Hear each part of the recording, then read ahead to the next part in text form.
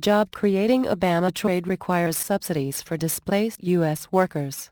Written by C. Mitchell Shaw. 12 June 2015.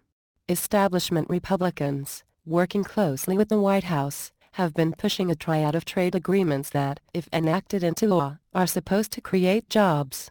Yet even proponents of the agreements acknowledge they will also cost many Americans their jobs.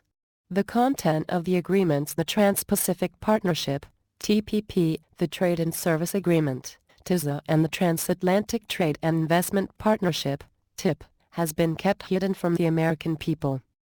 In fact, even members of Congress have been able to view only the TPP thus far if they go to a secret room to view it and agree not to divulge the content. Concurrent with the secrecy involved is a level of dishonesty and subterfuge that is beyond even that which Americans have come to expect from their government. It has been said that in America we have the stupid party and the evil party. Sometimes they get together and do something both stupid and evil. This we call bipartisanship. The bipartisan support for the trade agreements collectively referred to ObamaTrade could be viewed as a fitting examples of that adage.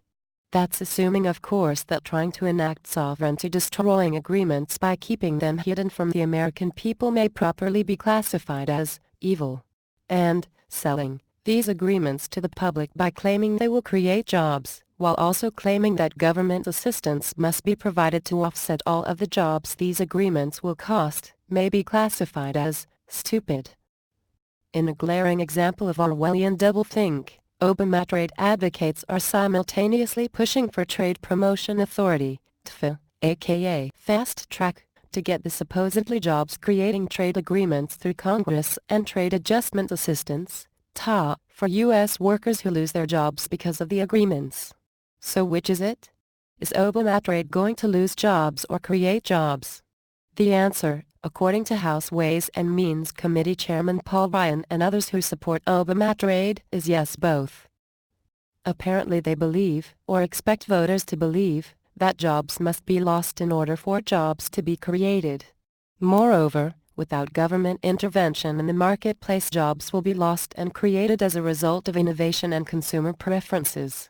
How many workers make typewriters these days compared to computers?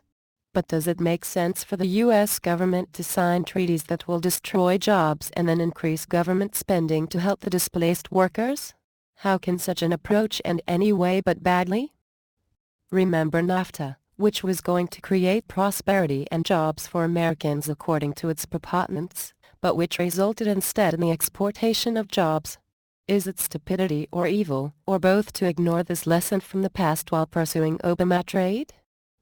On May 22, the Senate passed the Trade Promotion Authority bill, which also included the Trade Adjustment Assistance provisions to assist U.S. workers who will be displaced.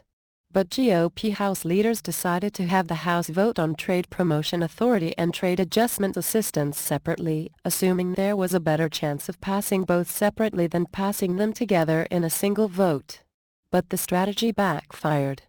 Though the House passed Trade Promotion Authority Friday, it rejected Trade Adjustment Assistance. This made the TPA vote a hollow victory, since the legislation cannot be cleared by Congress and sent to the President for his signature unless both the House and Senate pass identical versions of the legislation. Consequently, for the TPA and TA to move forward, either the House has to take another go at it or the Senate must revisit it. You have to appreciate the separation of powers our founding fathers put in place. Ironically, the TA was torpedoed on Friday by Democrats who support the Trade Adjustment Assistance but who, in the words of House Minority Leader Nancy Pelosi, want a better deal for America's workers. As it stands now, the House may vote on Trade Assistance Authority again as early as next Tuesday. Thus, despite initial news reports in the wake of Friday's vote suggesting that ObamaTrade may have been dealt a death blow, the political reality is that Mark Twain's famous quote, "The report of my death was an exaggeration," may turn out to be very apropos. Much more arm-twisting and backroom deals are expected over the weekend as President Obama and establishment Republicans push for passage in an effort to avoid having the bill go back to the Senate. Now if only the federal legislators who are forced to acknowledge the separation of powers given to us by the Founding Fathers would abide by the economic and foreign policies they gave us as well. That would be real recovery.